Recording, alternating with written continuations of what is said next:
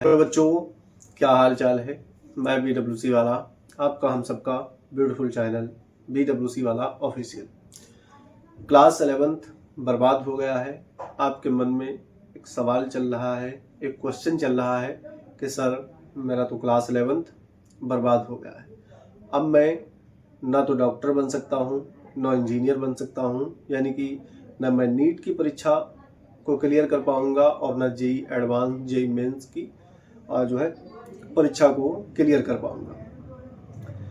तो बिल्कुल इस तरीके की सोचने की ज़रूरत आपको नहीं है। अभी आपको क्या करना है, सिर्फ पढ़ना है और पढ़ने की ज़रूरत है। अब इस टाइम में कुछ बच्चों का क्लास 11th का एग्ज़ाम स्टार्ट हो चुका होगा, कुछ बच्चों के एग्ज़ाम जो है एंड होने पे आ चुके हैं और कुछ बच्चों के भी एग्ज़ाम स्टार्ट नहीं हुए हैं। मतलब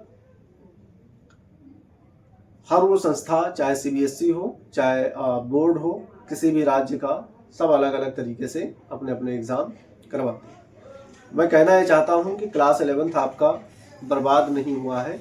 अगर मान लो कि आपका क्लास 11th बर्बाद हो गया है, आपने क्लास 11th में कुछ भी पढ़ाई नहीं की है, कुछ भी पढ़ाई नहीं की है, तो ये आपके लिए वीडियो देखना ज़रूरी है कि क्लास 11th क्या सच में मेरा बर्बाद हो गया है।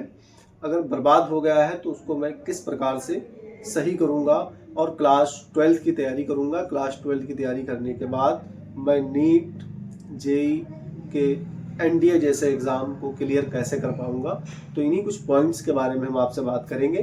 क्लास 11th ख़राब हो गया है, स्पॉइल हो गया है, जो भी है आप उसको समझेंगे और देखेंगे कि क्या होता है। बहुत सारी कमियां हैं, तुम्हारी ही नहीं, बहुत ऐसे मेजॉरिटी बच्चों की कहानियां ये हैं कि उनका क्लास 11th बर्बाद हो जाता है। क्लास 10th करने के बाद में वो एकदम से फ्री हो जाते हैं, उनके माइंड से सारा प्रेशर दूर हो जाता है और वो समझते हैं कि अब हम आज़ाद हो गए हैं और हमारे अब एग्ज़ाम आने हैं, लेकिन अगला क्लास 12th में हमको बोर्ड एग्ज़ाम देने हैं, इससे पहले हमको कोई एग्ज़ाम नहीं है। अगर माने तो सच्चाई ये है कि क्लास 10th में तुम जितनी साइंस पढ़ते हो बचपन से लेकर के, यानी अगर हम नर्सरी से बात करें और क्लास 10th के बीच में जितनी भी साइंस तुम पढ़ के आए हो, अगर देखें उतनी साइंस क्लास 11th में एक टॉपिक मैकेनिक्स आता है।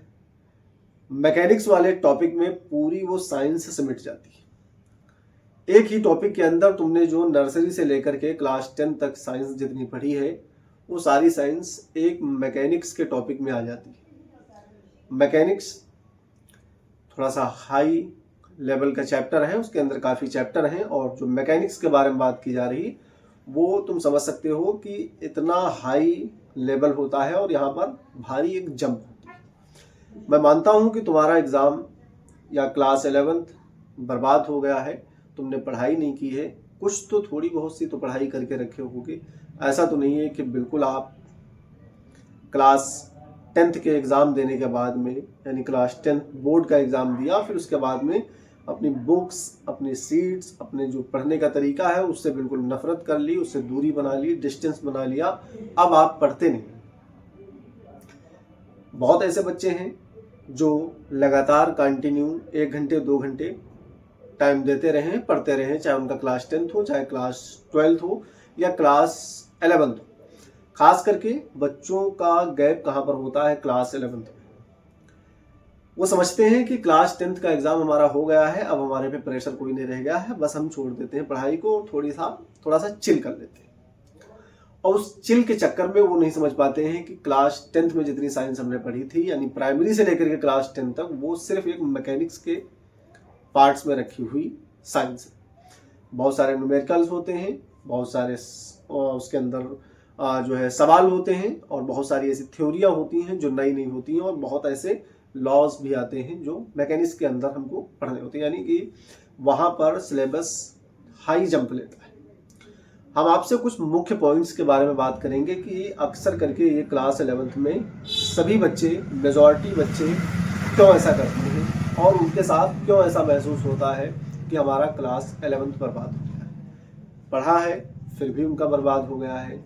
जब तक वो क्लास 12th के एग्ज़ाम के करीब जाते जाते हैं, तब तक उनको लगता है कि हमारा क्लास 11th बर्बाद हो गया है। चाहे वो 4 महीने पढ़ें, चाहे 6 महीने पढ़ें, चाहे 1 महीने पढ़ें या एक भी दिन ना पढ़ें, उनको अक्सर करके लगता ही है जब वो क्लास 12th में एडमिशन लेते हैं, फर्स्ट मंथ में, फर्स्ट वीक से उनको लगने लगता है कि काश क्लास 11th हमने कर लिया होता तो आज हमको ये ना देखना पड़ता, ये हमारे पे मुसीबत ना आती जो आज अचानक से ये सिलेबस हाई जंप लेकर के क्लास 12th में हमको ना तो न्यूमेरिकल समझ में आ रहे हैं, ना चैप्टर समझ में आ रहे हैं, ना इसकी थ्योरी समझ में आ रही है।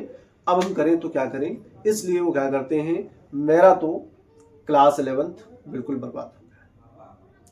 तो उन्हीं के लिए मैं कुछ 5 टिप्स लेकर आया हूं उनके लिए कि ऐसा क्यों होता है इनके साथ में, क्लास 11th बर्बाद क्यों होता है, क्या इसके रीजन होते हैं, और ये मेजॉरिटी बच्चों के लिए, अक्सर करके ज़्यादातर बच्चों के लिए यही क्यों प्रॉब्लम आती है, क्लास 11th हमारा मिस हो गया है, बर्बाद हो गया।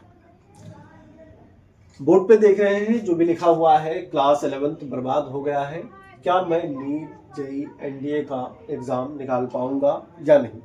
तो मेरा इस पर जवाब है एस, हाँ तुम निकाल सकते हो, अभी तुम्हारे पास वक्त है, अभी तुम निकाल सकते हो। अगर देखा जाए इन एग्ज़ाम्स में, नीट जेईई एनडीए, इन एग्ज़ाम में 45% क्लास 11th से पूछा जाता है।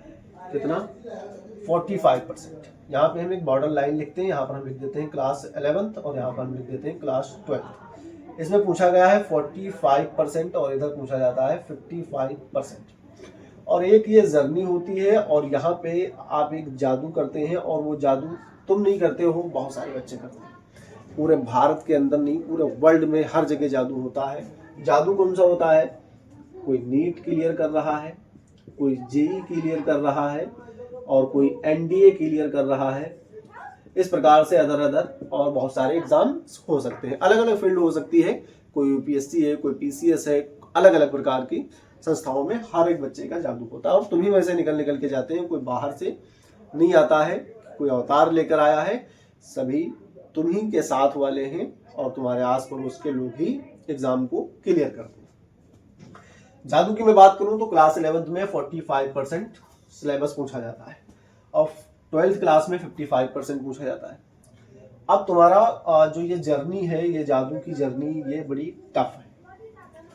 ये वाली जर्नी तुमने क्या कर दी है, तुमने मौज में निकाल दी, मस्ती में निकाल दी, चिल में निकाल दी, दोस्तों के साथ में, घर के साथ में, इधर उधर रिश्तेदारों के साथ में आपने टाइम को गंवा दिया। हम बात करेंगे कुछ पॉइंट्स की, जो इस पॉइंट के बीच में जो बच्चों के साथ में होता है, 5 पॉइंट्स हैं, उनके बारे में हम बात करेंगे। फिर उसके बाद आगे हम बात करेंगे कि जादू क्या होता है। वो 5 पॉइंट्स ऐसे 5 पॉइंट्स हैं। नंबर 1 पॉइंट्स की अगर हम बात करें, नंबर 1 पॉइंट्स की, तो नंबर 1 पॉइंट्स की बात करें, जितना तुम क्लास 10th से प्राइमरी यानी 1 से लेकर के प्राइमरी से लेकर के 10 तक जितनी साइंस तुम पढ़ते हो, वो साइंस क्लास 11th में सिर्फ एक ही टॉपिक के अंदर, जिसको बोलते हैं मैकेनिक्स, उसके अंदर खलास हो जाती है। तो यहाँ पर बहुत हाई जंप होता है सिलेबस का। सबसे बड़ी प्रॉब्लम तो ये है कि यहाँ पर सिलेबस का जो है बहुत बड़ी जंप होती है और सिलेबस बहुत हाई हो जाता है। इसलिए बच्चे क्या करते हैं, उनका दिमाग चकरा जाता है और उनकी समझ में नहीं आता है, इसलिए उनको दिक्कत आने लगती है कि ये मैकेनिक्स और हमने जो साइंस पढ़ के आए हैं वो हमारे काम की तो नहीं रही, और मैकेनिक्स में हमको तो अलग अलग से पढ़ना होता है। नहीं, ऐसा नहीं है। क्लास 10th में जो तुम पढ़ के आए वो छोटे छोटे टॉपिक होते हैं। मैकेनिक्स में क्या बताया गया, पूरा विस्तार से समझाया गया है, हर एक चैप्टर को अलग अलग तरीके से उनको बताया गया है। यानी कि सिलेबस का बहुत हाई जंप होता है। सबसे 1 नंबर पॉइंट ये हुआ। अब हम बात करते हैं 2nd नंबर पॉइंट की। क्लास 11th में उन्हें लगता है कि क्लास 10th का जैसे ही एग्जाम देते हैं, 2nd नंबर पॉइंट्स, उन्हें लगता है, हर उस बच्चे को जो क्लास 10th में एग्जाम दे के आता है, उन्हें लगता है कि अब हम बड़े हो गए हैं और हमको चिल करना चाहिए, अब हम एग्जाम को क्लियर कर चुके हैं। यानी उनको फील होने लगता है। अक्सर करके देखे होंगे क्लास 11th में 10th का जो बच्चा होगा, 10th तक तो बिल्कुल ऐसा लगेगा, बिल्कुल सीधा, एकदम सीधा साधा। लेकिन जैसे ही वो क्लास 10th का बोर्ड का एग्जाम दे के आएगा, वो बड़ा हो जाएगा, उसके लहजे, उसकी बात करने के तरीके, सब कुछ बदल जाएगा और वो अपने आप को एक